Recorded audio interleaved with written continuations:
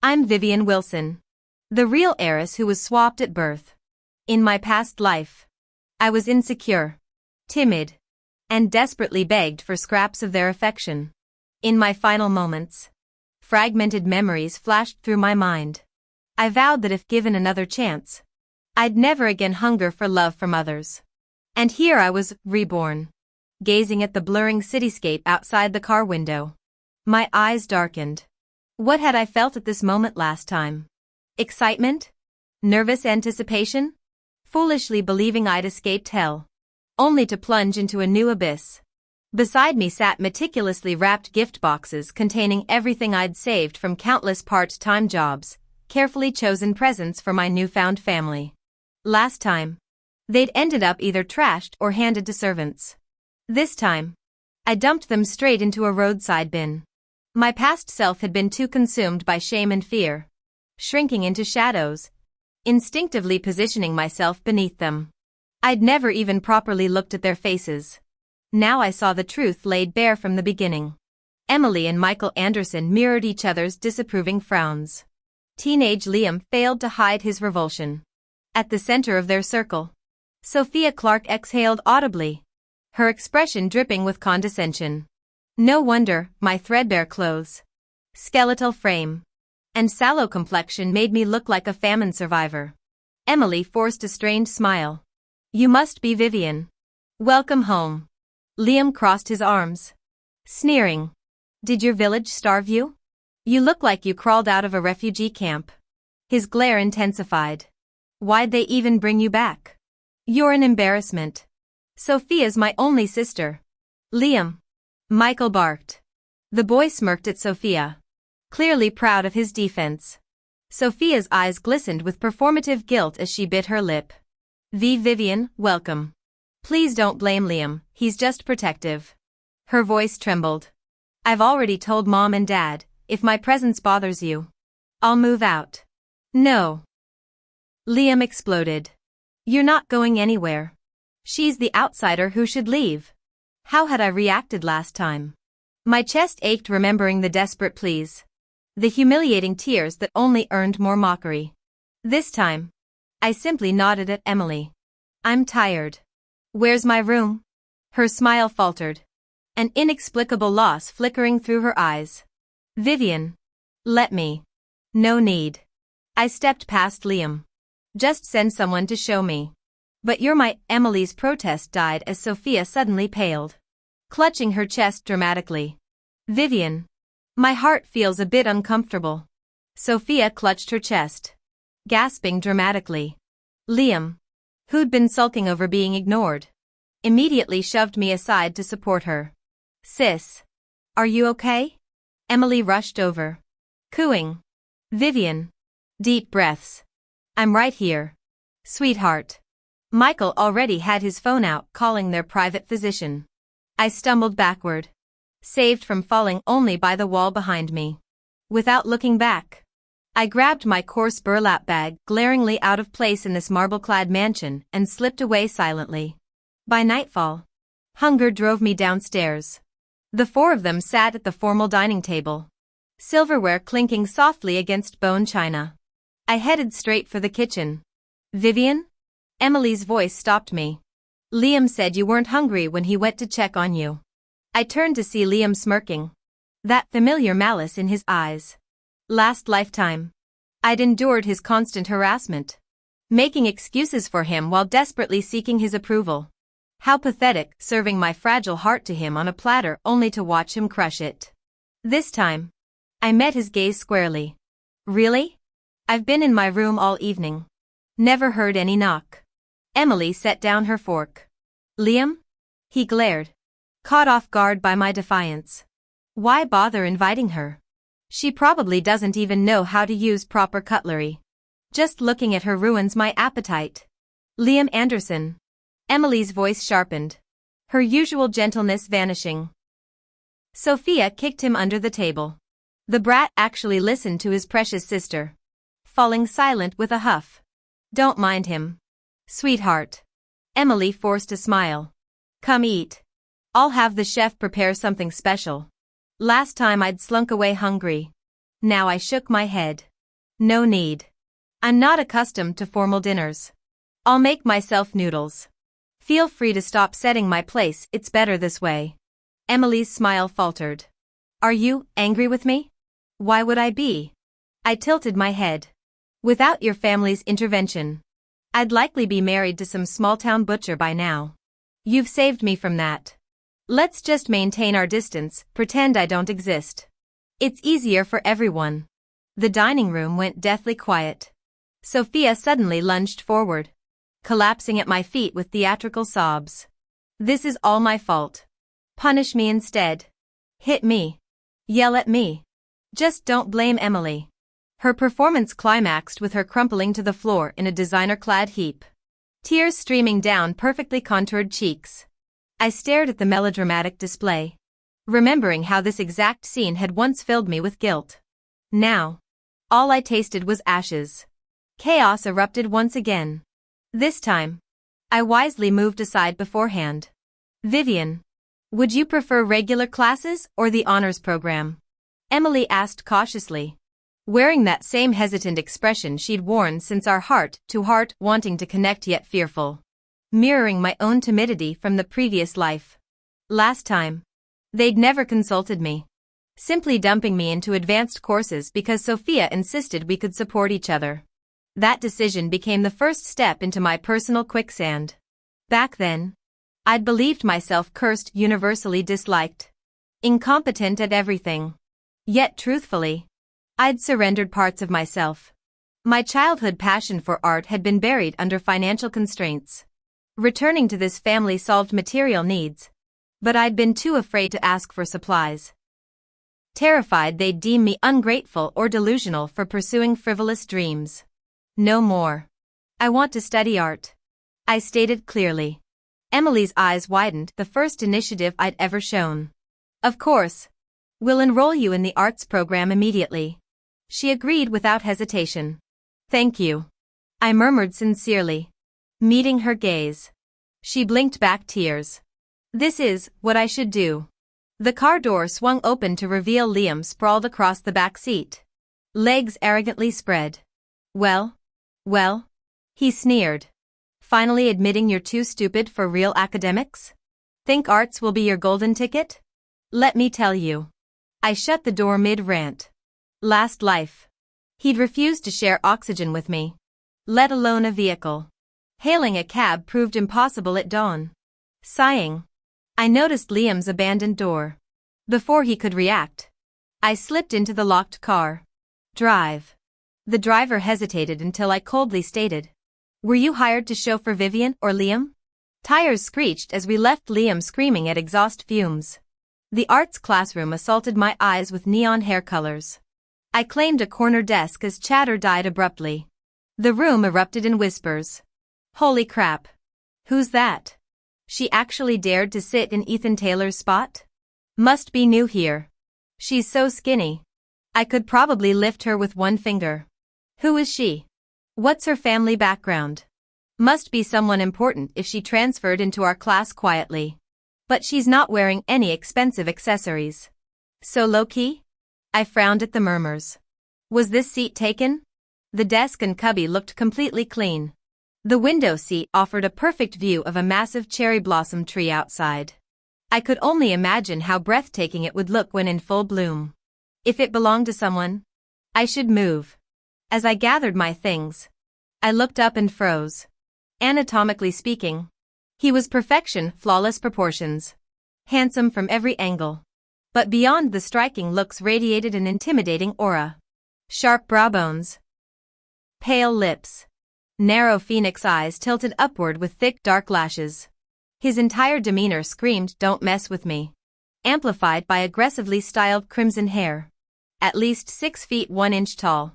His muscular arms visible through the short-sleeved uniform looked like they could knock me out with one punch. He glanced down coldly and snorted.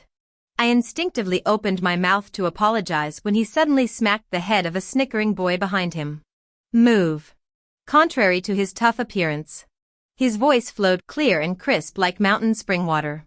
Something about it felt vaguely familiar. The slapped boy immediately cleared his desk without complaint. even eagerly wiping the surfaces with tissue. Take your seat. Ethan. Ethan slumped forward, face buried in his arms. I turned to stare pointedly. Did this mean I could stay? He glared at his jeans until sensing my movement. Relief flashed through him. Ears turning pink. She's different. Most specialized courses were individual sessions. Except for general education classes. Initially, curiosity drove classmates to approach me. Regardless of their questions. The real goal was always figuring out my family connections. Thanks to my intimidating backseat neighbor. These interrogations never lasted. After a couple queries, Ethan would lift his head and growl, "Shut the hell up," in that sleep-roughened voice. The nosy ones would immediately scatter. Gradually, the approaches stopped.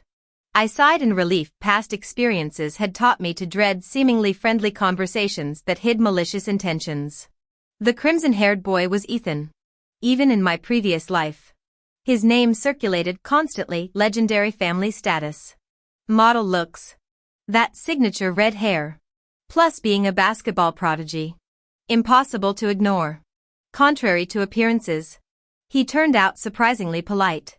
Just a bit forgetful and scatterbrained. Mind lending me a pen? Thanks. My eraser is missing. Can I borrow yours? Thanks. I forgot tissues. Mind sharing a sheet? Appreciate it. Left my backpack. Could you lend me a book? Thank you. That sort of thing. You'd think he's forgetful. But he never fails to return stuff. Guess he believes in borrow and return. Borrow again logic. Vivian, classmate. Here we go again. I turned around. Asking softly. What do you need? Ethan instinctively went, huh? Did you forget something today? Ethan suddenly flushed crimson. Waving his hands frantically. No. Not at all. I tilted my head. Then? His gaze darted around as he rubbed his neck. Lashes fluttering. Lips parting then pressing shut. So, are you free next weekend? Probably. Ethan's eyes lit up. He clenched his fists on his knees and blurted. Would you come to my birthday party? Not that my mom keeps nagging. Says she's sick of sweaty boys. You don't have to. I mean, she wants, no. I want, rambling mess. I nodded. Sure. Send me details. He shot up so fast I jumped. Ethan vibrated with barely contained excitement. Oh, really? Why's he standing? Yeah. Thanks for inviting me. And no problem. He ducked his head. Smile breaking through like sunlight through clouds. Dust motes seemed to dance in his joy, until he noticed classmates' sideways glances. Instant poker face. His glare sent everyone scrambling to pretend studying.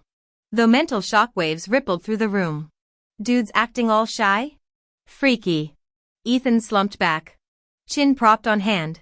Pretending to window gaze while stealing glances at my back. That grin just wouldn't quit. I tugged at my swimsuit top before the mirror. No more starving myself like last time. Plus Ethan's daily snack deliveries as thanks. Guess things filled out. Holy crap, Viv. Were you hiding those? Seriously. Skinny waist but curves? Unfair. What's your secret? The makeup, perfect swim class girls swarmed. I covered up with a towel. Maybe, milk? Which brand? Ethan always brought unmarked glass bottles. Dunno. I'll ask? They nodded eagerly. Add us. Just like that. My empty contacts list gained Girl Squad members. Stop covering. I'd flaunt those. Exactly. Boys get worse if you hide it. They stared expectantly. No way out. I gritted my teeth and removed the towel wrapped around me. Whether it was my imagination or not.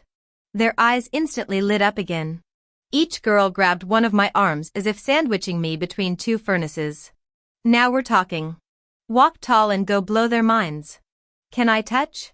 My eyes widened as I jerked my hands free to cover my chest. Hardly believing my ears. Grace immediately clapped both hands over her mouth. Looking mortified. Why did I say that out loud? She giggled nervously. Just kidding. I'm not a pervert.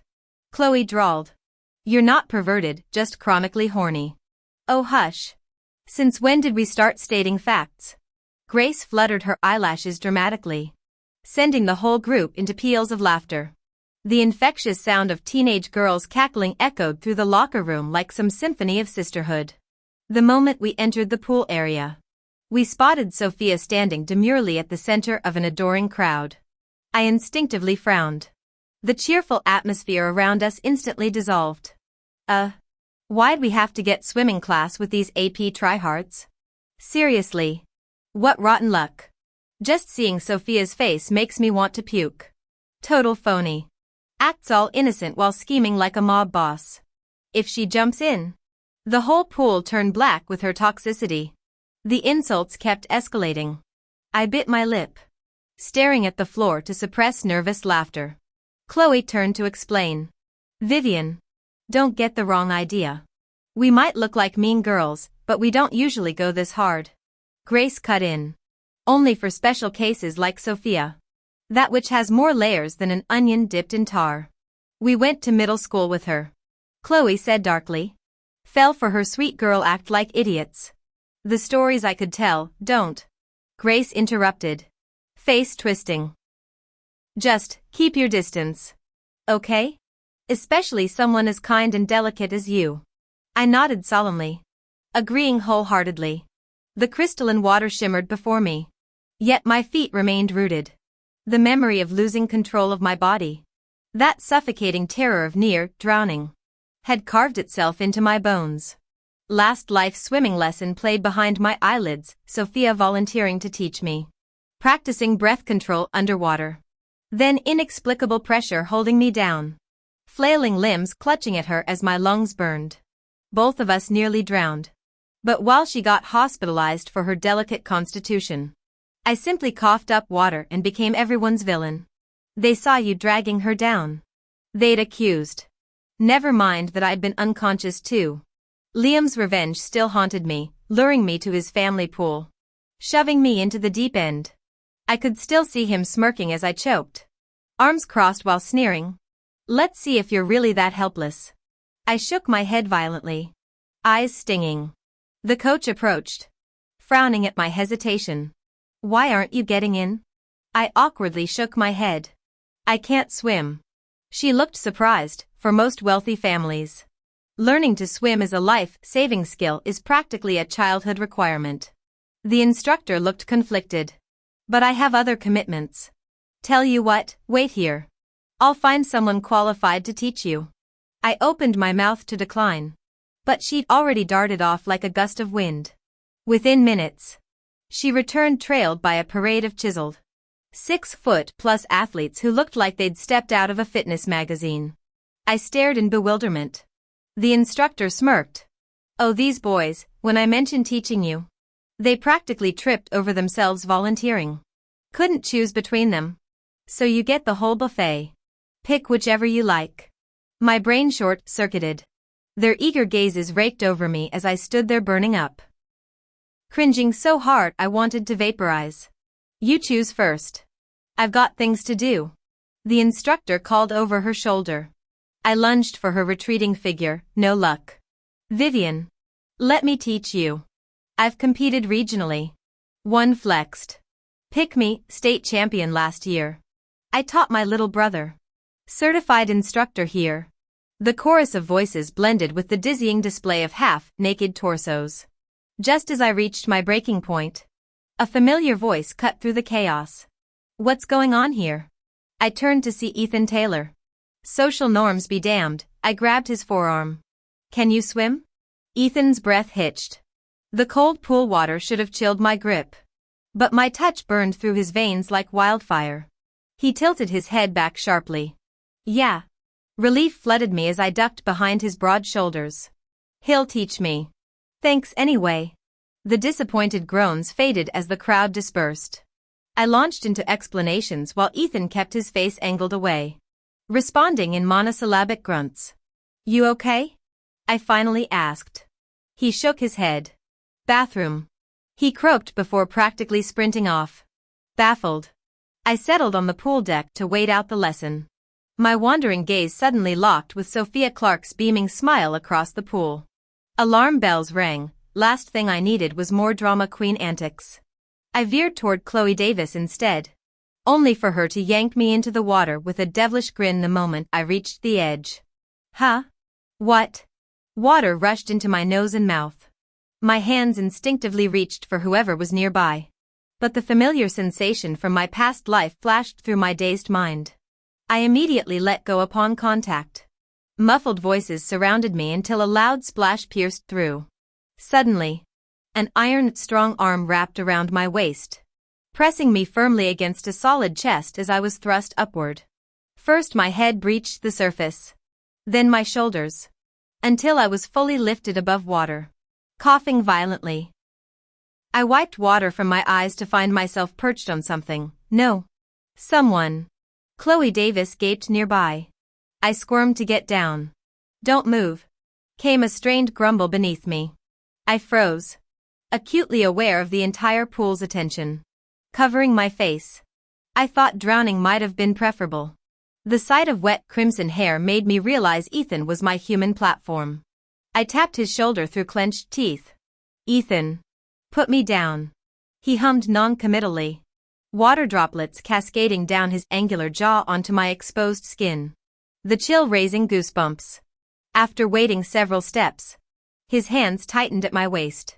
With one powerful lift, I found myself deposited on the pool edge. He remained half-submerged, hands braced on the concrete as sunlight fractured through the glass dome above, casting prismatic patterns across his dripping face. Are you hurt? Anywhere feeling off? He pressed urgently, his collarbone still brushing my shin. I scooted away, shaking my head. Thank you. Good. No problem. His sudden grin blazed like sunlight breaking through storm clouds. All chlorine-scented teenage bravado. I stared, emotions churning uncomfortably. Ethan's smile faltered as realization struck. He'd literally had me straddling his shoulders. Fresh crimson trickled from his nose. You're bleeding. I gasped. He vaulted from the water with gymnast agility, fleeing with gotta go, leaving only ripples and stunned spectators. Chloe immediately dog-paddled over, clasping her hands dramatically. Vivian. I'm so sorry. I didn't know you couldn't swim. I'm the worst. Hit me. Kick me. I deserve. I patted her dripping head. It's okay. You didn't know. Her eyes widened as if witnessing a miracle. The usual reserve in my features had melted into something radiant, like dawn piercing a vaulted cathedral. Mommy. She shrieked, suddenly clinging to my legs like a barnacle. Vivian. I adore you. I'll follow you forever. Her tone was solemn, almost like taking an oath. Yet the faintly sleazy curve of her lips betrayed Chloe's ulterior motives. On the eve of Ethan's birthday, I quickly selected an appropriate gift. I smirked bitterly. My past life's experience of choosing presents for Liam had proven useful. The garden path glimmered faintly under moonlight as I hurried home with the gift bag. A glowing red ember caught my eye near the hydrangea bushes, accompanied by wispy smoke. Frowning at the fire hazard, I deliberately stepped on a fallen branch. The figure immediately crushed the cigarette underfoot. Mission accomplished. I turned to leave when he whirled around, Liam's face frozen in panic. Our eyes locked. I sighed. Just like last time. I'd caught him smoking. But this time, I wouldn't play the meddler. Feigning ignorance, I turned away. Wait. His hand shot out to block my path. You didn't see anything. He growled, low and threatening. See what? I blinked innocently. Shouldn't you be asleep? His jaw slackened at my deflection. I'm heading in. Good night. Liam. He stared at my retreating figure, something crumbling in his chest. Then he noticed the luxury basketball brand logo on my gift bag and snorted. His birthday was next week. Fake bitch. He muttered, kicking pebbles across the patio. 2:47 a.m. Hunger pangs kept me awake. The fridge light revealed tomatoes, perfect for midnight spaghetti. Having a midnight feast.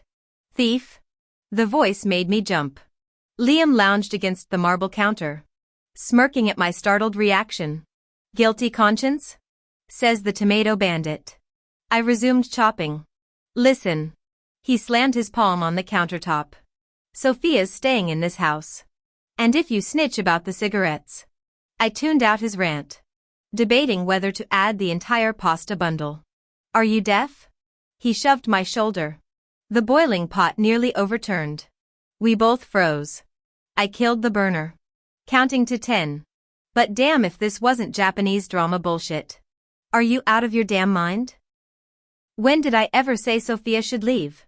What are you getting off on? Think you're some righteous judge? I've told you countless times, pretend I'm air.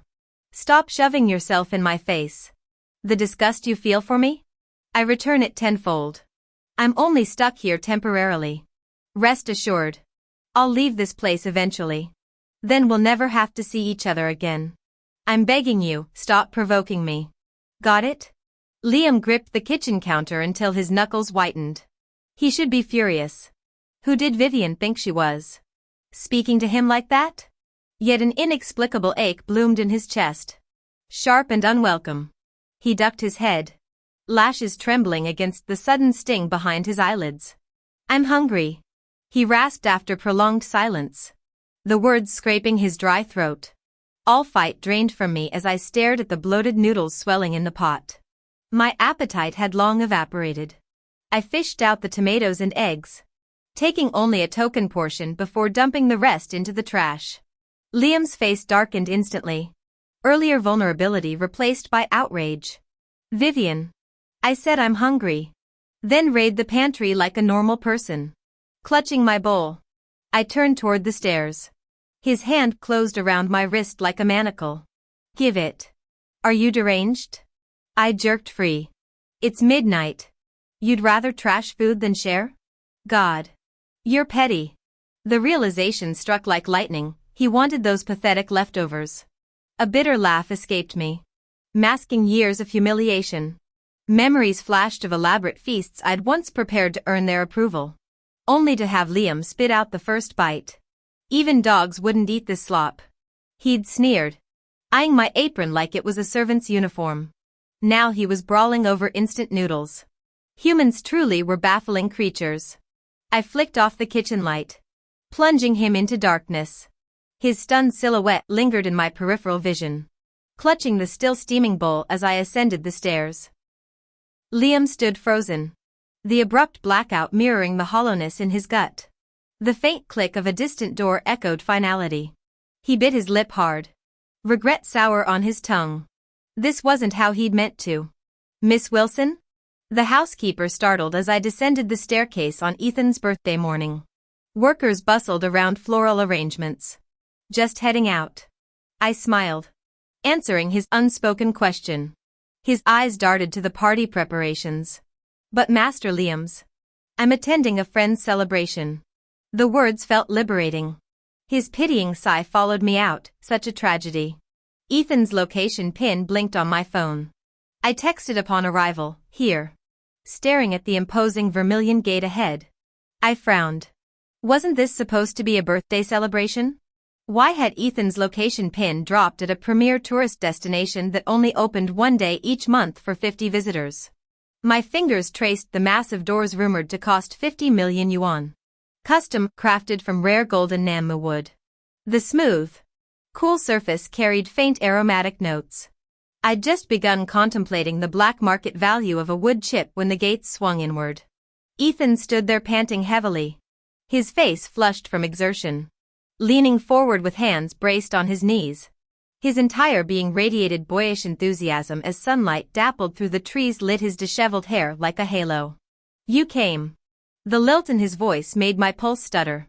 Avoiding eye contact, I mumbled about his messy hairstyle while shoving the poorly wrapped gift forward.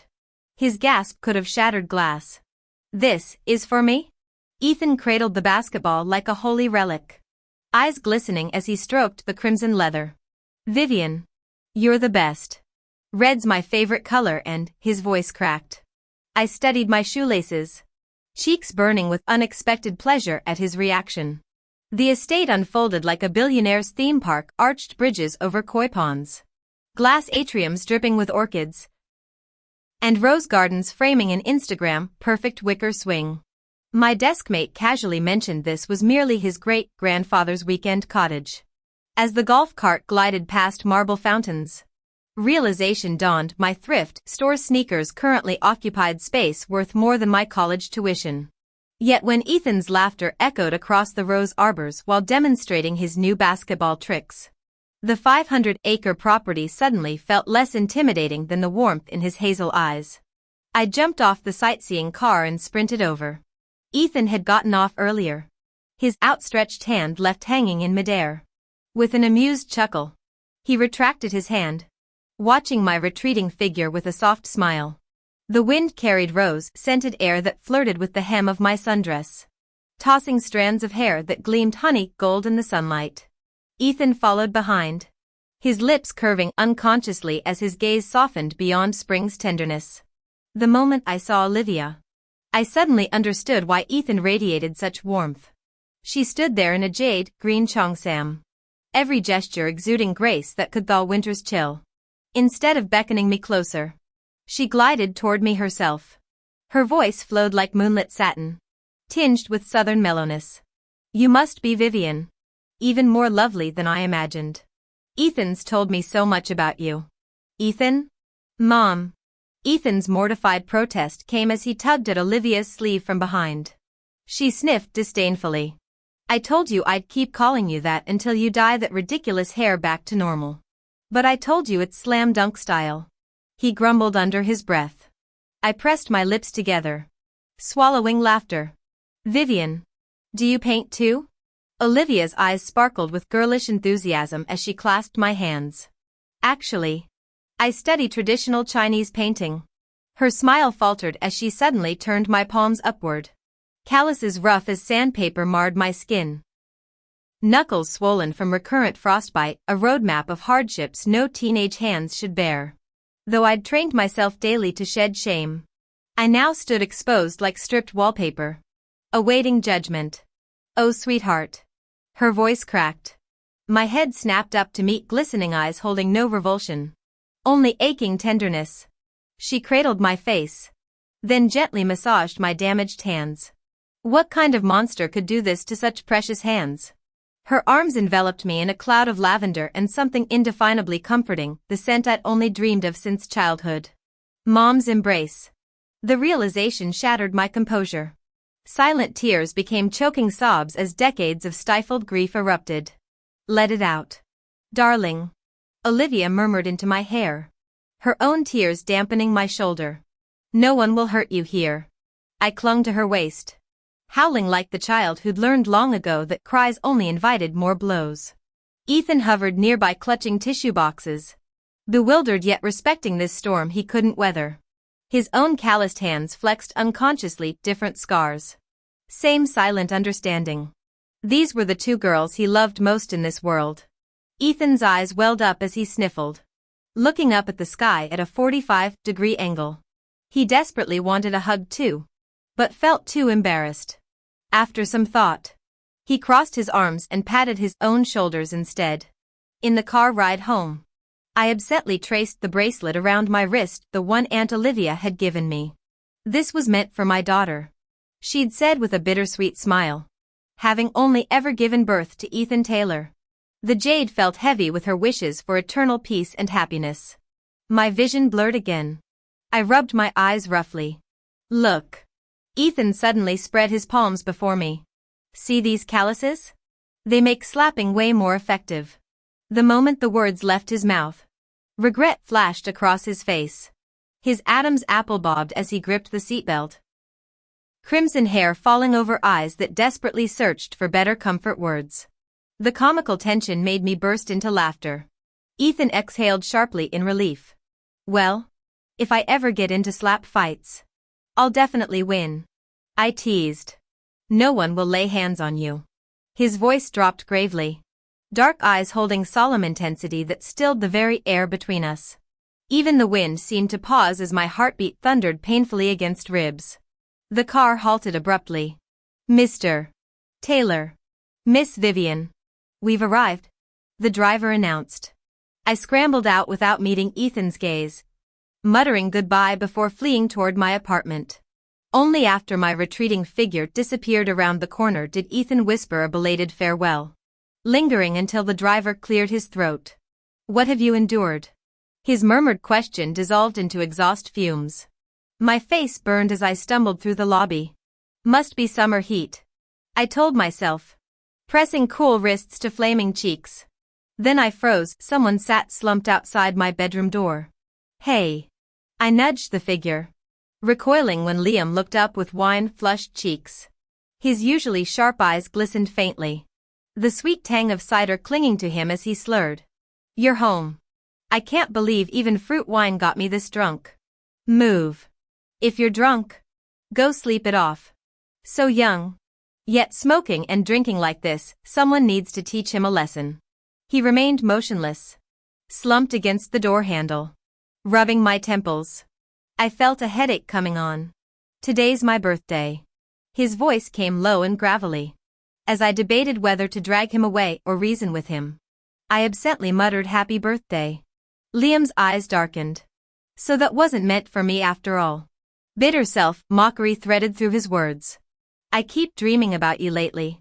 In these dreams, no matter how horribly I treat you, you keep trying to please me. I hated you, thought you were vicious, fake, manipulative. You'd hand me a birthday gift with hopeful eyes, and I'd sneer before tossing it in the trash. Nothing like reality. Yet it felt so real I couldn't tell dream from truth." His throat worked. "Then Emily's car accident, her kidneys. In the dream, you were a perfect match. Didn't hesitate to donate. Dreamed me suddenly regretted everything.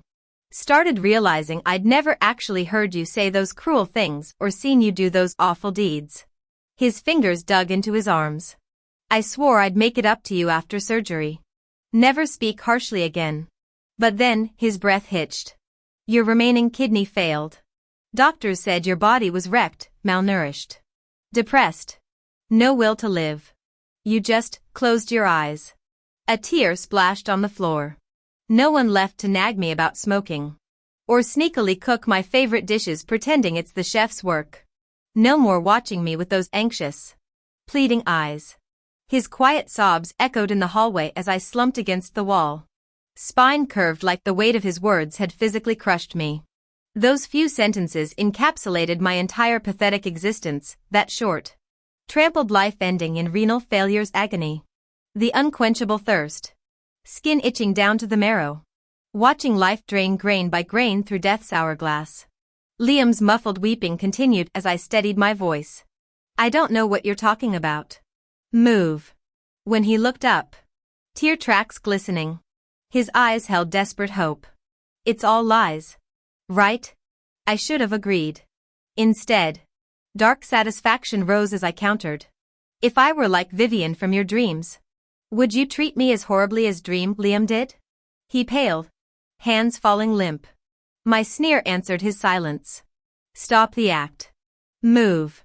He bit his lip until copper flooded his mouth before staggering up. Murmuring apologies, I slammed the door on. Since that day, Liam started avoiding everyone, me, Sophia included. When she confronted me, hostility barely veiled behind her concern. I wondered, did she hide it better last life? Or was I just blind? I deserved that miserable ending in my past life. How could I have believed Sophia was truly as fragile and harmless as she appeared? Like a fool, I treated her as my own sister.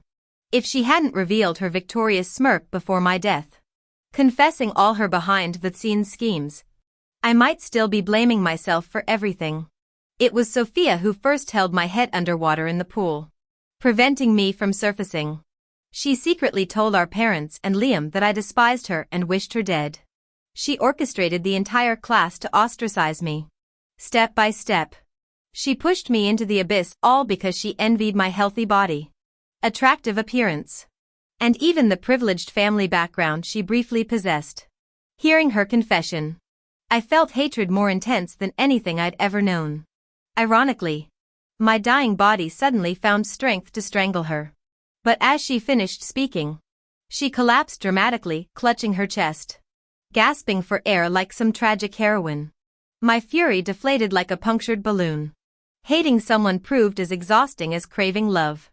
I stared at her unnaturally crimson lips. Those carefully applied lip glosses masking their inherent pallor. Wasn't it always you whispering poison in his ear? My calm question froze her expression. Sophia forced a confused smile. Vivian. What are you talking about? I refused to engage, fearing another theatrical collapse. Nothing. I need to go. Emily's recent behavior perplexed me. Unlike our previous life's estrangement, she now hovered constantly, bringing midnight snacks, studying me with tear-reddened eyes. After Liam's revelation, I suspected she might be having prophetic dreams too. She set a glass of milk on my desk tonight. Instead of her usual bedtime reminder, she pointed at my painting. Vivian, who is this? Her voice trembled. She looks familiar. I continued shading the hair strands. My classmate's mother. She's been incredibly kind. Even gave me this bracelet. My fingers brushed the silver band. I wanted to paint something special for her. The adolescent admiration in my voice pierced Emily like daggers. She rubbed her knuckles raw, lips bloodless from pressure. After 2 failed attempts to speak, she choked out. I have matching jewelry. Should I bring it? No thank you. My brush danced across the canvas. I prefer simplicity. Silence stretched. When I turned, tears streamed down her face. Alarmed, I handed tissues. She laughed wetly while scrubbing her cheeks. Look at me, grown woman crying over nothing. The forced chuckle couldn't hide her shattered expression. Seeing you grow up so well even without me by your side. I'm just so moved. Sweetheart. Emily's voice trembled as she wiped her tears. I didn't know how to respond. My lips curling into a bitter smile despite myself. It hadn't been good at all. Emily wasn't the expressive type. Her quiet demeanor mirroring my own reticence. In my previous life, I'd painstakingly recorded every amusing daily occurrence in notebooks just to share moments that might make her smile. Those rare glimpses of her laughter had been my greatest joy. But then the light-hearted stories dried up, replaced by suffocating days that pressed on my chest like stones. I'd scoured the internet for jokes and anecdotes about school life, desperate to recreate those moments. Instead of smiles, I received furrowed brows and disappointed words. Vivian. How could you lie to me? Sophia says you skipped school yesterday. Mom doesn't expect you to match your sister's achievements after catching up for just a few years, she'd said, the hurt in her eyes sharper than any blade. But skipping school? I'm so disappointed. The explanation about being locked in the gym equipment room died on my tongue. If even family wouldn't believe me, I'd fled to Misty Cove at sunset. That legendary spot for beautiful twilight. The memory remained vivid, golden light dancing on waves like liquid stars. Crowds retreating from the darkening beach as I walked deeper into the tide. Salt water filled my mouth as consciousness faded. Until urgent voices and a flash of crimson pulled me back. I awoke in a cave stocked with modern comforts, a hammock, leather sofa, artisanal trinkets revealing the owner's refined tastes. From the cliffside opening, endless ocean stretched to the horizon, its vastness strangely calming. Dawn found me watching sunrise light spill through my fingers like warm sand, the radiance somehow evaporating the damp shadows in my heart. That became my second life. Now granted a third chance. I choose hope. Choose faith in humanity despite betrayals. Choose believing genuine hearts attract genuine connections. Yes. I answer firmly, meeting Emily's tear-filled eyes. I grew up just fine. She trembles like autumn leaves, vulnerability breaking through her usual composure. Vivi, could I? Her hands flutter uncertainly. When my arms encircle her waist, the familiar lavender scent carries decades of unspoken emotions. The embrace feels like coming home, not to any physical place, but to that luminous moment when dawn first touched the sea. Unlike the floral scent from Aunt Olivia, she carried a faint medicinal aroma. Both were equally comforting. Emily initially stiffened, then raised her hands to tightly embrace the girl's slender shoulders. Uncontrollable tears streamed down her face again. She sniffled softly in my ear. Vivian, when my birthday comes, could you paint a portrait for me too? I pressed my lips into a smile. Of course. Ethan wore red basketball gear with a red and white headband. The occasional glimpse of defined abs when he jumped. His precise three-pointers. And occasional slam dunks, every movement radiated irresistible youthful energy. Whoever created him must have spent ages perfecting every detail. During halftime, he sprinted toward me from the court. His jersey billowed in the wind. Fiery red hair tousled with sweat-damp strands clinging to his forehead. Sunlight cascaded behind him, gilding his silhouette. His backlit running figure resembled an overexposed photograph. So radiant it made my eyes sting. It suddenly occurred to me, he always runs when coming to see me. Vivian. Did you see that? He panted slightly, eyes blazing like they'd captured summer itself. His entire face screaming for praise. I handed him the water bottle I'd opened. An unconscious soft smile curving my lips. Yeah. Absolutely amazing. The compliment made the plain water taste sweet to Ethan. He started to say more but froze mid-motion. Sunlight fractured through her lashes. The gentle curve of her smile. Even that faint brown beauty mark dancing on her cheek with each expression, the court's chaos faded into white noise. His Adam's apple bobbed involuntarily. Fingertips tingling. He abruptly turned away. Lowered lashes casting flustered shadows. Someone was waving from the sidelines yelling, Ethan. But he remained statue still until I nudged his arm. They're calling you. He shuddered visibly. Fingers absently brushing where I'd touched. After a deep breath, he leaned in like someone committing to a life-altering decision. Wait for me after the game. I need to tell you something. He bolted before I finished nodding. Heat flooded my cheeks. Secret delight bubbling up. Could he? I immediately facepalmed. Get a grip. Vivian. Since when are you this delusional? I thought you'd at least kiss by now. Chloe bumped shoulders with me. Smirk in full force. What are you talking about? I gaped at her. Adorable. She fake swooned. This purity is why everyone ships you two so hard. We're not like that. Sure. The whole will they won't they tension? Classic. That firecracker jock and delicate art prodigy dynamic? Opposites attract. Babe. The height difference alone? This campus lives for your fanfics. Her impression deepened. Fiery redhead athlete * gentle genius painter. Those broad shoulders versus your petite frame? The visual contrast? Honey. The entire student body's addicted to this slow burn. Chloe Davis. I couldn't help but shout her name in a mix of anger and embarrassment. She made a zipping motion over her lips and batted her eyelashes at me pleadingly. Okay. I'll stop. I snorted and turned away. My back facing her. Come on. It was just a joke. Don't be mad, Mom. My hand shot up to cover her mouth. Don't call me that. Chloe gave an exaggerated okay sign. As I released her, those mischievous eyes darted around like she was planning another mom ambush. The sound of commotion from the basketball court interrupted us. Ethan had collapsed. I rushed toward the court, desperately trying to push through the crowd. People shoved against me like a human tide, nearly knocking me over. Helpless. I watched them load Ethan onto a stretcher, his face contorted in pain. Hands clamped around his ankle. Body curled tight as a fist. The familiar suffocating pressure seized my chest. I doubled over, gasping for air as fat tears splattered against the polished court floor. At the hospital, Olivia sat slumped on the waiting room couch. Her swollen eyes and ashen face told me she'd been crying for hours. Vivian. She forced a tremulous smile when she noticed me. I settled beside her, quietly taking her trembling hand. Her fingers tightened around mine like lifelines.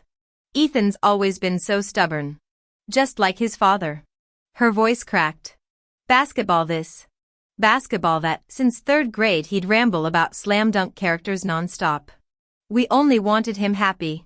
His father, well, you know how Michael gets. What future is there in sports? They compromised, make the national team. Or follow his father's career plan. A bitter laugh escaped her. Every coach said he was born for it. National team seemed guaranteed. Then that collision last year, her knuckles whitened. The ankle never fully healed. Doctors warned him one more injury could mean surgery. Permanent damage. His father's sending him to study finance in America now. At least there's top rehabilitation centers. She turned to me with red-rimmed intensity.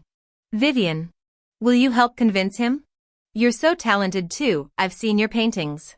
My friends at ARB Art Institute could give you both full scholarships. No financial burdens. I promise.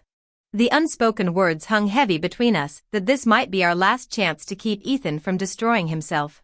That her offer wasn't entirely selfless. I stared at our joined hands. The hospital antiseptic burning my throat as I swallowed my doubts. Her eyes glistened with unshed tears as she stared at me with hopeful intensity. ARB. The world's top-ranked art school. Every art student's ultimate dream institution. And I was no exception. This was clearly an offer too good to refuse. Ever since returning to that house, I'd been searching for ways to escape. There couldn't be a better timing than now. I should immediately nod in agreement. Yet I hesitated, suddenly remembering that warm embrace from before. So comforting it made me involuntarily cling to the memory. Aunt Olivia. I need some time to consider. I can try talking to Ethan, but I'm not sure how effective I'll be. Of course. Such important matters require careful thought. She sniffled, dabbing her swollen eyes. You mean so much to Ethan. Since childhood. Basketball's been his entire world. Honestly, I wouldn't be surprised if he proposed marriage to a basketball someday. But then you appeared. You're the first girl he's ever voluntarily mentioned to me. I awkwardly picked at my fingernails, heat rising to my cheeks. How did the conversation steer here? Aunt Olivia. I'll go check on Ethan now. Please try not to cry anymore, your eyes are already puffy.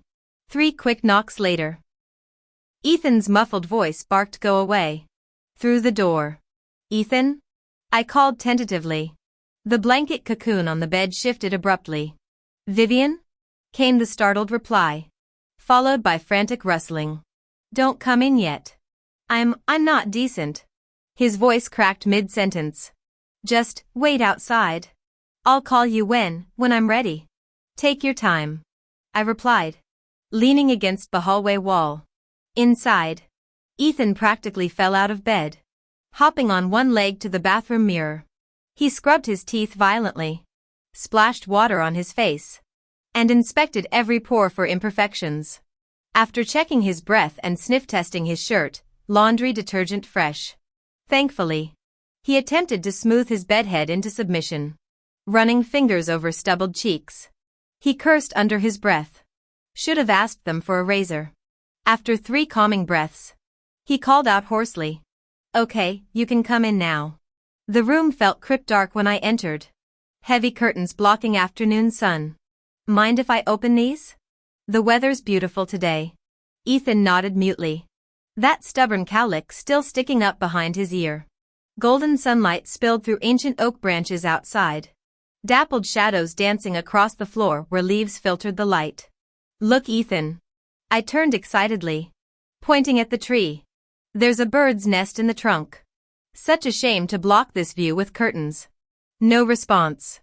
I found him staring transfixed, pupils dilated like he'd forgotten how to blink. Ethan? He jolted as if electrocuted, scarlet spreading from neck to ears. Aha! He choked out, suddenly fascinated by his own hands now scratching phantom itches everywhere. Vivian grabbed her phone and glanced at it, then reached for the water glass on the nightstand, a perfect example of how people pretend to be busy when embarrassed. I pulled out the chair by Ethan's hospital bed. How's the foot? Still hurting? Ethan forced a smile. Nah. It's nothing. Basketball players sprain ankles all the time. Looks worse than it is with all the bandaging. His nonchalant expression made me sigh in frustration. I spoke to Olivia.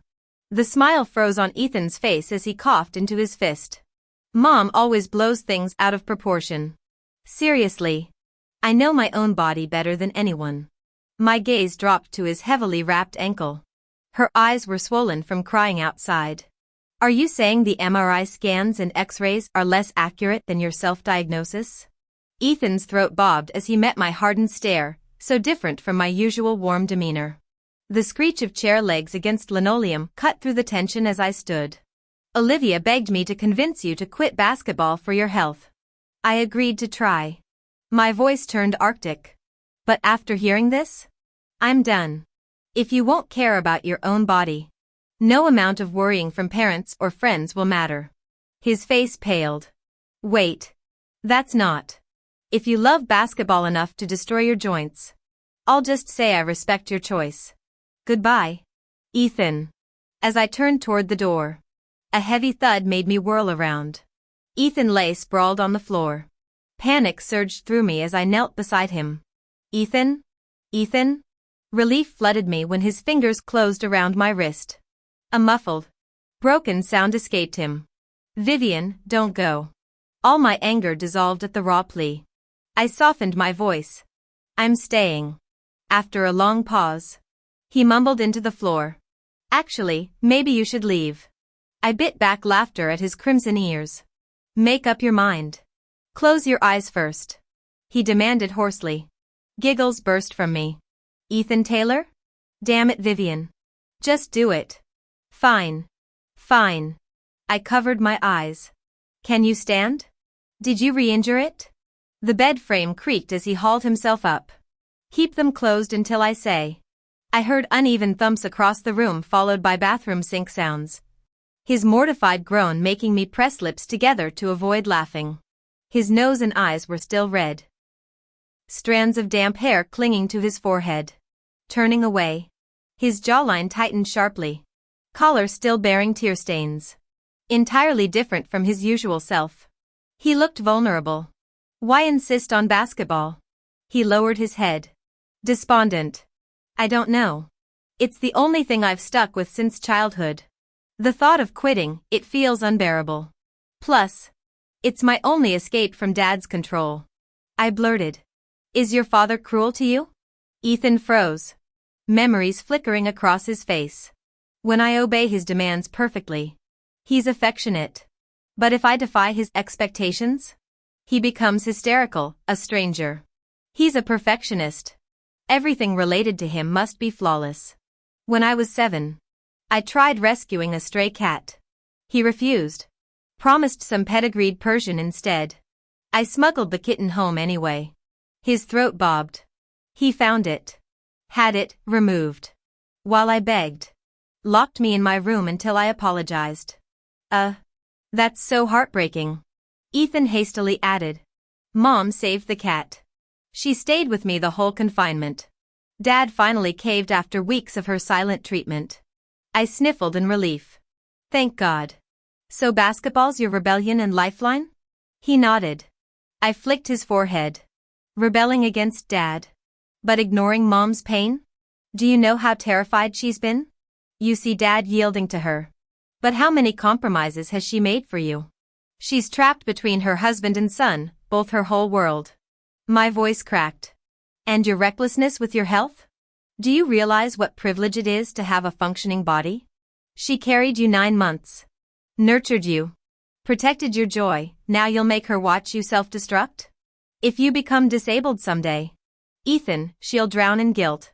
Wondering where she failed. His hand froze mid-forehead rub. Breath hitching. The truth struck like lightning. He'd been so consumed by resentment toward paternal control. So fixated on his injury's injustice. He'd never noticed his mother's tear-swollen eyes. I envy you. I murmured. Having such an incredible mom, kind. Gentle. Warm. You should apologize. Thank her. Tell her you love her. Ethan's gaze burned into me. Suddenly he pulled me into an embrace. His heartbeat frantic against my ear. I heard him whisper softly in my ear. Vivian. Thank you. And, there's something I've always wanted to tell you, I love you. Maybe this isn't the right time. But I can't hold back anymore. His voice turned hoarse. Laced with barely concealed tension. Our hearts pressed together. Laying bare every secret tremor between us. I heard my own voice respond. Yeah, me too. Sophia stood nearby.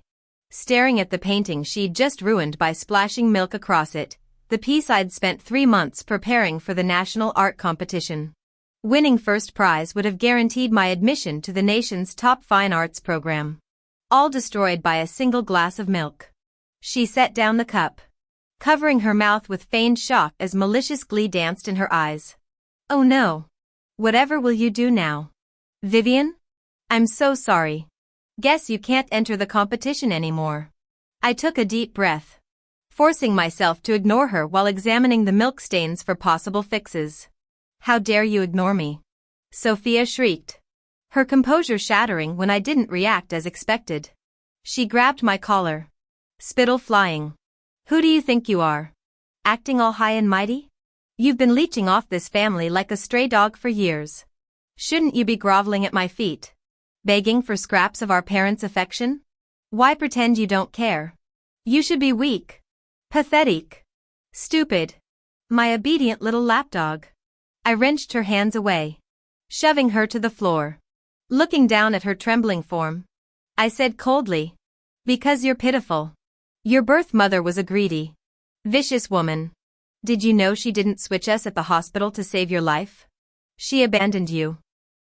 I just happened to be the unlucky baby in the next crib. You were born defective. Can't even experience normal emotions without medical intervention. Why would I waste energy on someone half dead already? Shut up. Shut up, shut up, shut up. Sophia screamed, clawing at her temples. Her face turned ashen, breath coming in ragged gasps as cold sweat glistened on her forehead. For one terrifying moment, I wished, truly wished, she'd collapse and never get up. Sophia always claimed to hate her fragile health, yet constantly weaponized it. Her glazed eyes focused with effort as she fumbled for the emergency bracelet. Slamming the button. The shrill alarm pierced the air. Emily burst through the door first, gathering Sophia's convulsing body in her arms. Tears streamed down her face as she glared up at me. Vivian, what did you do to her? The accusation hung between us. For once, we both looked equally stunned. Emily's face turned ghostly pale. I didn't mean, I stared at her, feeling coldness spreading from my scalp down to my toes until I had to crouch down, arms wrapped tightly around myself, burying my face in my knees. I suddenly realized how pathetic I was. Even after dying once, a simple hug could make me crave warmth that was never meant for me. Maybe she truly wanted to share some affection out of guilt back then. But those crumbs of love paled in comparison to her ingrained preference for Sophia. Love breeds pain. I shouldn't waver anymore. I can't give them another chance to hurt me. The world dissolved into muffled white noise. Only when complete silence fell did I lift my head, dried tears tugging at my skin. For the first time, my mind felt crystal clear. Pulling out my phone, I dialed. Olivia. I'll go abroad with Ethan. Yes. I'll convince him. When Ethan came to pick me up, I was dragging my canvas tote. Instead of disdain, his eyes lit up with genuine excitement. Whoa, Viv. This is genius. Holds a ton and looks indestructible. Is this vintage vibe intentional? Let me try. He slung the bag over his shoulder, striking an exaggerated pose. How's this? So trendy it hurts. Right? His ridiculous expression made me snort laugh, and I saw his shoulders relax imperceptibly. Instead of driving home, Ethan took an unfamiliar route, leaning against the window. Exhaustion weighed me down. Uncertainty gnawed at me. But escape felt necessary until briny air slapped my face. Check it out, Viv. This whole bay's named after you. Ethan grinned. His formerly flame-red hair now dyed sleek black. The transformation from punkish troublemaker to polished air was startling, though his goofy smile betrayed the same old him. By that logic, Zian should be renamed after you, I retorted. Ethan stroked his chin mock seriously. Ethan Zian Taylor. Has a ring to it. No? At my eye roll, he grinned wider. Nah. Brought you here to see my secret hideout. You're only the second person ever. Blindfolded by his hands, I let him guide me forward. Waves crashing louder with each step. Ding ding ding ding. Presenting Ethan Taylor's cave-dwelling era. I stared at the familiar cave furnishings and the well-known scenery beyond the entrance. My pupils constricted as time seemed to stretch infinitely. Breath catching in my throat while ambient sounds faded. Across time's veil, I could almost see that teenage girl who used to stand at the cave entrance gazing at the sky. Earth to space cadet. I know the view's breathtaking. But must you ignore me completely? Ethan's mock-hurt voice snapped me back. His eyes had taken on that misty quality again. Warmth like honeyed electricity spread through my veins, tingling to my fingertips. I wrapped both arms tightly around his waist, pressing my face against his chest. So we'd known each other all along. Since before either of us could remember. Ethan rubbed his nose, ears flushing crimson. His arms hovered awkwardly for 3 full seconds before settling into a gentle, reassuring pat. Well, if this is the apology method, feel free to ignore me anytime. Ethan, let's move abroad together. I mumbled into his shirt front. He didn't ask why. Didn't hesitate. Just murmured okay with that impossibly tender tone. Aren't you going to ask anything? Wherever you are. That's my place. Heat flooded my cheeks. Gross. The moment the word left Ethan's mouth, he cringed at his own cheesiness. A series of embarrassed coughs followed before he blurted. We're staying overnight for the sunrise. Seriously. It's life-changing. Not exaggerating, one glimpse of that golden hour and suddenly every hardship feels worth enduring another day. I know. Because here, I'd been reborn. Oh. I even customized wind chime alarms to match the ambience so we won't oversleep. My breath hitched. So those wind sounds were intentional? Not some fluke of fate? Ethan, I really love you. The boy who'd been animatedly explaining his grand plans froze mid-gesture. Words dissolved into incoherent stammers as his heartbeat thundered against my ear. Your pulse is deafening. I complained, starting to pull away. His arms became steel bands. Too bad. Let it deafen you. You're impossible. Guilty as charged. I hate you. Wow. From I love you to hatred in 60 seconds. Fickle much?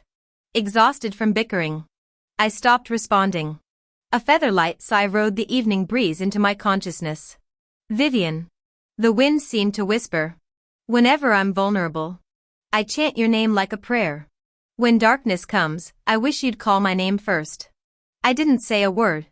Just pressed myself tighter against his chest. The sunset's golden light swept over our tightly entwined figures, casting a warm glow upon our overlapping shadows.